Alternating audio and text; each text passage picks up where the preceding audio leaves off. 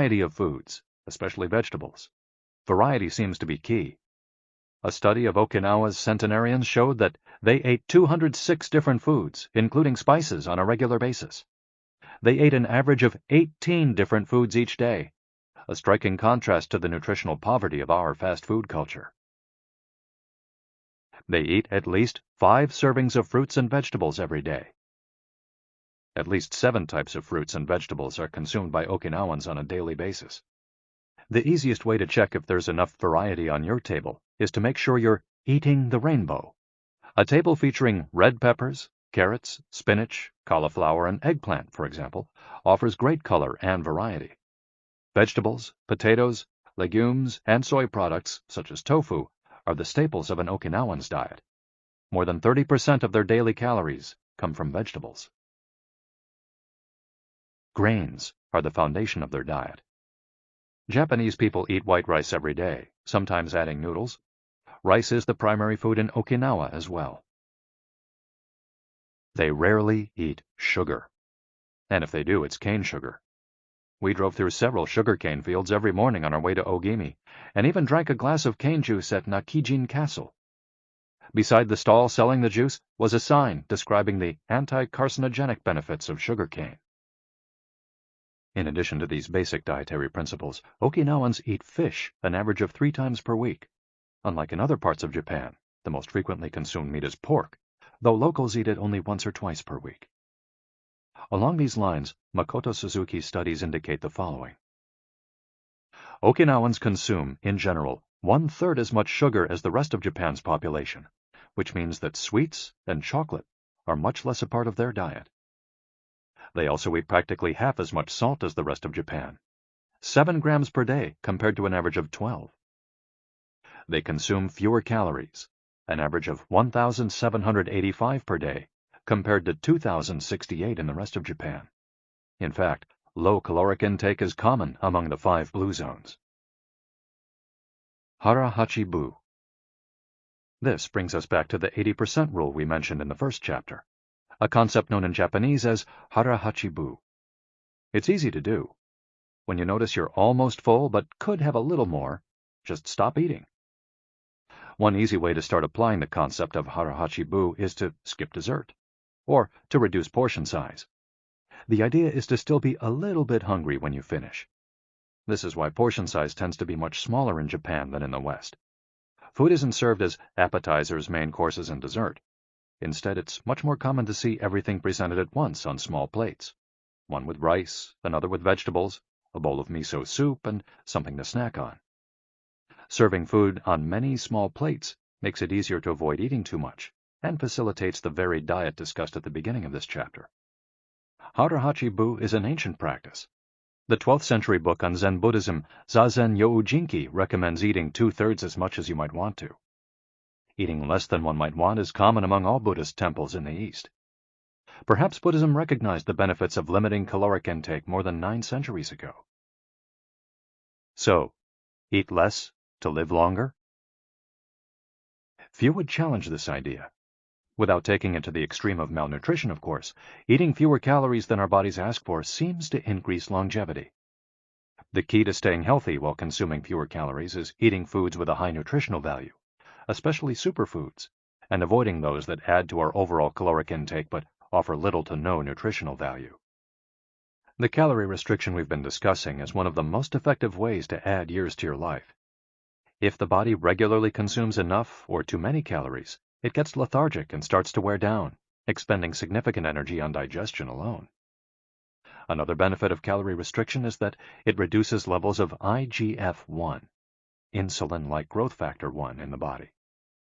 IGF-1 is a protein that plays a significant role in the aging process. It seems that one of the reasons humans and animals age is an excess of this protein in their blood.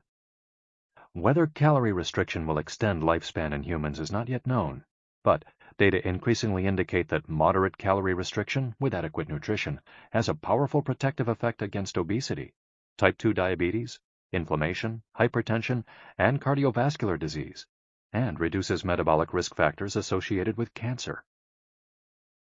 An alternative to following the 80% rule on a daily basis is to fast for 1 or 2 days each week. The 5-2, or fasting diet, recommends 2 days of fasting, consuming fewer than 500 calories every week, and eating normally on the other 5 days. Among its many benefits, fasting helps cleanse the digestive system and allows it to rest. 15 natural antioxidants found in the Okinawan diet.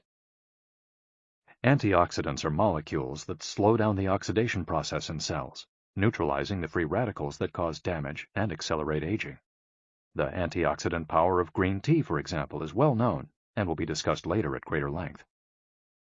Because they are rich in antioxidants and are eaten nearly every day in the region, these 15 foods are considered keys to Okinawan vitality. Tofu, miso, tuna, carrots, goya, a bitter melon, kombu, sea kelp, cabbage, nori, seaweed, onion, soy sprouts, hechima, a cucumber-like gourd, soybeans, boiled or raw, sweet potato, peppers, and sanpin-cha, jasmine tea. Sanpin-cha, the reigning infusion in Okinawa. Okinawans drink more sanpin-cha, a mix of green tea and jasmine flowers, than any other kind of tea. The closest approximation in the West would be the jasmine tea that usually comes from China. A 1988 study conducted by Hiroko Sho at the Okinawa Institute of Science and Technology indicates that jasmine tea reduces blood cholesterol levels. Sanpin-cha can be found in many different forms in Okinawa and is even available in vending machines. In addition to all the antioxidant benefits of green tea, it boasts the benefits of jasmine, which include reducing the risk of heart attack, strengthening the immune system, helping relieve stress, lowering cholesterol. Okinawans drink an average of 3 cups of sanpin-cha every day. It might be hard to find exactly the same blend in the West, but we can drink jasmine tea, or even a high-quality green tea instead. The secrets of green tea. Green tea has been credited for centuries with significant medicinal properties. Recent studies have confirmed its many benefits, and have attested to the importance of this ancient plant in the longevity of those who drink it often. Originally from China, where it's been consumed for millennia, green tea didn't make its way to the rest of the world until just a few centuries ago. Unlike other teas, and as a result of being air-dried without fermentation, it retains its active elements even after being dried and crumbled. It offers meaningful health benefits such as controlling cholesterol, lowering blood sugar levels, improving circulation, protection against the flu, vitamin C, promoting bone health, fluoride, protection against certain bacterial infections, protection against UV damage, cleansing, and diuretic effects. White tea, with its high concentration of polyphenols, may be even more effective against aging. In fact, it's considered to be the natural product with the greatest antioxidant power in the world, to the extent that 1 cup of white tea might pack the same punch as a dozen glasses of orange juice. In summary, drinking green or white tea every day can help us reduce the free radicals in our bodies, keeping us young longer. The powerful shikuwasa. Shikuwasa is the citrus fruit par excellence of Okinawa, and Ogimi is its largest producer in all of Japan. The fruit is extremely acidic. It's impossible to drink shikuwasa juice without diluting it first with water. Its taste is somewhere between that of a lime and a mandarin orange, to which it bears a family resemblance. Shikuwasas also contain high levels of nobiletin, a flavonoid rich in antioxidants. All citrus fruits, grapefruits, oranges, lemons, are high in nobiletin, but Okinawa's shikuwasas have 40 times as much as oranges. Consuming nobiletin has been proven to protect us from arteriosclerosis, cancer, type 2 diabetes, and obesity in general. Shikuwasas also contain vitamins C and B, beta-carotene, and minerals. They're used in many traditional dishes and to add flavor to food, and are squeezed to make juice. While conducting research at the birthday parties of the town's grandparents, we were served shikuwasa cake. The antioxidant canon for Westerners. In 2010, the UK's Daily Mirror published a list of foods recommended by experts to combat aging. Among these foods readily available in the West are vegetables, such as broccoli and chard, for their high concentration of water, minerals, and fiber. Oily fish, such as salmon, mackerel, tuna, and sardines, for all the antioxidants in their fat. Fruits, such as citrus, strawberries, and apricots. They're an excellent source of vitamins and help eliminate toxins from the body. Berries, such as blueberries and goji berries. They're rich in phytochemical antioxidants. Dried fruits, which contain vitamins and antioxidants and give you energy. Grains, such as oats and wheat, which give you energy and contain minerals. Olive oil, for its antioxidant effects that show in your skin. Red wine, in moderation, for its antioxidant and vasodilatory properties. Foods that should be eliminated are refined sugar and grains, processed baked goods, and prepared foods, along with cow's milk and all its derivatives. Following this diet will help you feel younger and slow the process of premature aging. Chapter 8. Gentle Movements, Longer Life. Exercises from the East that promote health and longevity. Studies from the Blue Zone suggest that the people who live the longest are not the ones who do the most exercise, but rather the ones who move the most. When we visited Ogimi, the village of longevity, we discovered that even people over 80 and 90 years old are still highly active. They don't stay at home looking out the window or reading the newspaper. Ogimi's residents walk a lot, do karaoke with their neighbors, get up early in the morning, and as soon as they've had breakfast, or even before, head outside to weed their gardens. They don't go to the gym or exercise intensely, but they almost never stop moving in the course of their daily routines.